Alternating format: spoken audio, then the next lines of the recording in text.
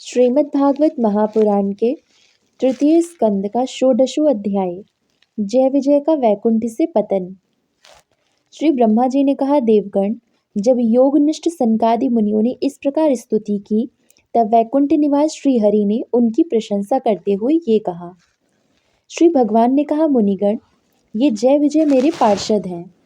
इन्होंने मेरी कुछ भी परवाह न करके आपका बहुत बड़ा अपराध किया है। आप लोग भी मेरे अनुगत भक्त हैं, अतः इस प्रकार मेरी ही अवज्ञा करने के कारण आपने इन्हें जो दंड दिया है वह मुझे भी अभिमत है। ब्राह्मण मेरे परम आराध्य हैं। मेरे अनुचरों के द्वारा आप लोगों का जो तिरस्कार हुआ है उसे मैं अपना ही किया हुआ मानता हूँ, इसलिए मैं आप लोगों से प्रसन्नता की भिक्षा मांगता हूँ। सेवकों के अपराध करने पर संसार उनके स्वामी का ही नाम लेता है। वह अपयश उसकी कीर्ति को इस प्रकार दूषित कर देता है जैसे त्वचा को चर्म रोग। मेरी निर्मल सुयश सुधा में गोता लगाने से चांडाल पर्यंत सारा जगत तुरंत पवित्र हो जाता है, इसलिए मैं विकुंठ कहलाता हूँ। किंतु यह पवित्र कीर्ति मुझे आप लोगों से ही प्राप्त हुई है, इसलिए जो कुछ आपके विरुद्ध आचरण करेगा वह मेरी भुजा ही क्यों ना हो, मैं उसे तुरंत काट डालूंगा। आप लोगों की सेवा करने से ही मेरे चरण रज को ऐसी पवित्रता प्राप्त हुई है कि वह सारे पापों को तत्काल नष्ट कर देती है, और मुझे ऐसा सुंदर स्वभाव मिला है कि मेरे उदासीन रहने पर भी लक्ष्मी जी मुझे एक क्षण के लिए भी नहीं छोड़ती। यद्यपि इन्हीं के लेश मात्र कृपा कटाक्ष के लिए अन्य ब्रह्मादि देवता नाना प्रकार के नियमों एवं व्रतों का पालन करते हैं। जो अपने संपूर्ण कर्मफल मुझे अर्पण कर सदा संतुष्ट रहते हैं, वे निष्काम ब्राह्मण ग्रास ग्रास पर तृप्त होते हुए घी से तर तरह के पकवान का जब भोजन कहत करते हैं, तब उनके मुख से मैं जैसा तृप्त होता हूँ, वैसा यज्ञ में अग्नि रूप मुख से यजमान की दी हुई आहुतियों को ग्रहण करके नहीं होता। योग माया का अखंड और असीम ऐश्वर्य मेरे अधीन है, तथा मेरी चरणोदक रूपिणी गंगा जी चंद्रमा को मस्तक पर धारण करने वाले भगवान शंकर के सहित समस्त लोकों को पवित्र करती है। ऐसा परम पवित्र एवं परमेश्वर होकर भी मैं जिनकी पवित्र चरण रज को अपने मुकुट पर धारण करता हूँ, उन ब्राह्मणों के कर्म को कौन नहीं सहन करेगा। ब्राह्मण, दूध देने वाली गौएं और अनाथ प्राणी, ये मेरे ही शरीर हैं।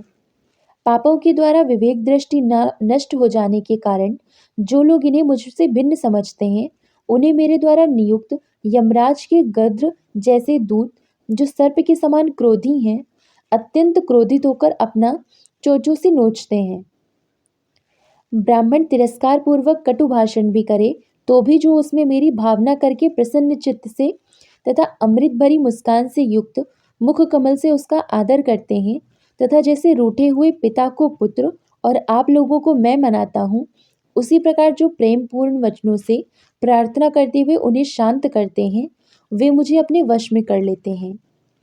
मेरे इन सेवकों ने मेरा अभिप्राय न समझकर ही आप लोगों का अपमान किया है, इसलिए मेरे अनुरोध से आप केवल इतनी कृपा कीजिए कि इनका यह निर्वासन काल शीघ्र ही समाप्त हो जाए।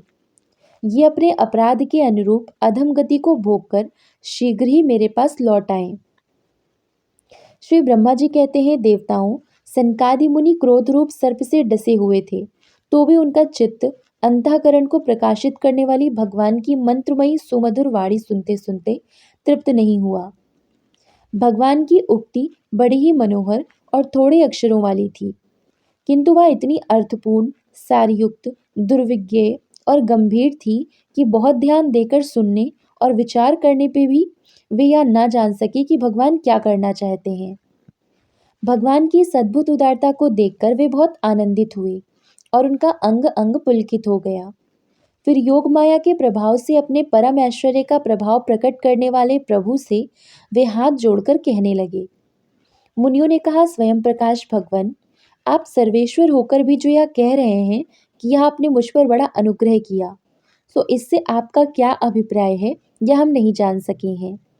प्रभु, आप ब्राह्मणों के परम हितकारी हैं। इससे लोक शिक्षा के लिए आप भले ही ऐसा माने कि ब्राह्मण मेरे आराध्य देव हैं, वस्तुतः तो ब्राह्मण तथा देवताओं के भी देवता ब्रह्मादि के भी आप ही आत्मा और आराध्य देव हैं। सनातन धर्म आपसे ही उत्पन्न हुआ है, आपके अवतारों द्वारा ही समय समय पर उसकी रक्षा होती है तथा निर्विकार स्वरूप आप ही धर्म के परम गुह्य रहस्य हैं। यह शास्त्रों का मत है। आपकी कृपा से निवृत्ति परायण योगी जन सहज में ही मृत्यु रूप संसार सागर से पार हो जाते हैं। फिर भला दूसरा कोई आप पर क्या कृपा कर सकता है। भगवन, दूसरे अर्थार्थी जन जिनकी चरण रज को सर्वदा अपने मस्तक पर धारण करते हैं, वे लक्ष्मी जी निरंतर आपकी सेवा में लगी रहती हैं। सो ऐसा जान पड़ता है कि भाग्यवान भक्तजन आपके चरणों पर जो नूतन तुलसी की मालाएं अर्पण करते हैं, उन पर गुंजार करते हुए भौरों के समान वे भी आपके पाद पद्मों को ही अपना निवास स्थान बनाना चाहती हैं।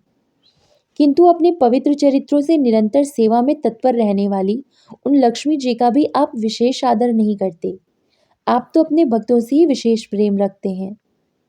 आप स्वयं ही संपूर्ण भजनीय गुणों के आश्रय हैं। क्या जहां तहां विचरते हुए ब्राह्मणों के चरणों में लगने से पवित्र हुई मार्ग की धूलि और श्रीवत्स का चिन्ह आपको पवित्र कर सकते हैं? क्या इनसे आपकी शोभा बढ़ सकती है? भगवन, आप साक्षात धर्म स्वरूप हैं। आप सत्य आदि तीनों युगों में प्रत्यक्ष रूप से विद्यमान रहते हैं तथा ब्राह्मण और देवताओं के लिए तप, शौच और दया अपने इन तीन चरणों से इस चराचर जगत की रक्षा करते हैं।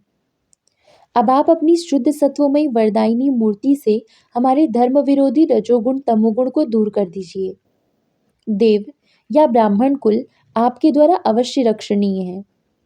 यदि साक्षात धर्मरूप होकर भी आप सुमधुर वाणी और पूजन आदि के द्वारा उत्तम कुल की रक्षा ना करें, तो आपका निश्चित किया हुआ कल्याण मार्ग हुई नष्ट हो जाए, क्योंकि लोग तो श्रेष्ठ पुरुषों के आचरण को ही प्रमाण रूप से ग्रहण करते हैं। प्रभु, आप सत्वगुण की खान हैं और सभी जीवों का कल्याण करने के लिए उत्सुक हैं। इसी से आप अपनी शक्ति रूप राजा आदि के द्वारा धर्म के शत्रुओं का संहार करते हैं, क्योंकि वेद मार्ग का उच्छेद आपको अभीष्ट नहीं है। आप त्रिलोकीनाथ और जगत प्राप्ति पालक होकर भी ब्राह्मणों की प्रति इतने नम्र रहते हैं, इससे आपके तेज की कोई हानि नहीं होती। यह तो आपकी लीला मात्र है। सर्वेश्वर, इन द्वारपालों को आप जैसा उचित समझें वैसा दंड दें अथवा पुरस्कार रूप में इनकी वृत्ति बढ़ा दें।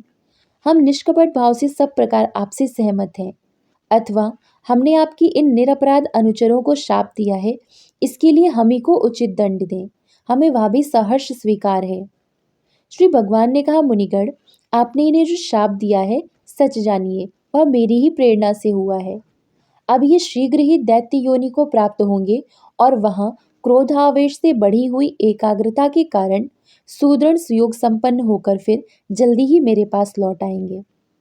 श्री ब्रह्मा जी कहते हैं, तदनंतर उन मुनीश्वरों ने नयनाभिराम भगवान विष्णु और उनके स्वयं प्रकाश वैकुंठ धाम के दर्शन करके प्रभु की परिक्रमा की और उन्हें प्रणाम कर तथा उनकी आज्ञा पा भगवान के ऐश्वर्य का वर्णन करते हुए प्रमुदित हो वहां से लौट गए।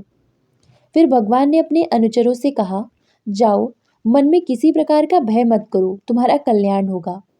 मैं सब कुछ करने में समर्थ होकर भी ब्रह्म तेज को मिटाना नहीं चाहता, क्योंकि ऐसा ही मुझे अभिमत भी है।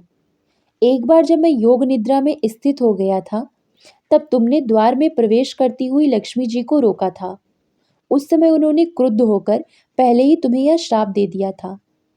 अब दैत्य योनि में मेरे प्रति क्रोधाकार वृत्ति रहने से तुम्हें जो एकाग्रता होगी, उससे तुम इस विप्र तिरस्कार जनित पाप से मुक्त हो जाओगे और फिर थोड़े ही समय में मेरे पास लौट आओगे। द्वारपालों को इस प्रकार आज्ञा दे भगवान ने विमानों की श्रेणियों से सुसज्जित अपने सर्वाधिक श्री संपन्न धाम में प्रवेश किया। वे देवश्रेष्ठ जय विजय तो ब्रह्मशाप के कारण उस अलंघनीय भगवत धाम में ही श्रीहीन हो गए थे तथा उनका सारा गर्व गलित हो गया। पुत्रों, फिर जब वे वैकुंठ लोक से गिरने लगे, तब वहां श्रेष्ठ विमानों पर बैठे हुए वैकुंठ वासियों में महान हाहाकार मच गया। इस समय दिति के गर्भ में स्थित जो कश्यप जी का उग्र तेज है, उसमें भगवान के उन पार्षद प्रवरों ने ही प्रवेश किया है। उन दोनों असुरों के तेज से ही तुम सबका तेज फीका पड़ गया है। इस समय भगवान ऐसा ही करना चाहते हैं। जो आदि पुरुष संसार की उत्पत्ति, स्थिति और लय के कारण है, जिनकी योग माया को बड़े बड़े योगी जन भी बड़ी कठिनता से पार करते हैं, वे सत्वादि तीनों गुणों के नियंता श्री हरि ही हमारा कल्याण करेंगे। अब इस विषय में हमारे विशेष विचार करने से क्या लाभ हो सकता है। इति श्रीमद्भागवते महापुराणे पारमहंस्यायां संहितायां तृतीय स्कंदे षोडशो अध्यायः। ओम नमो भगवते वासुदेवाय। जय श्री राधे कृष्ण।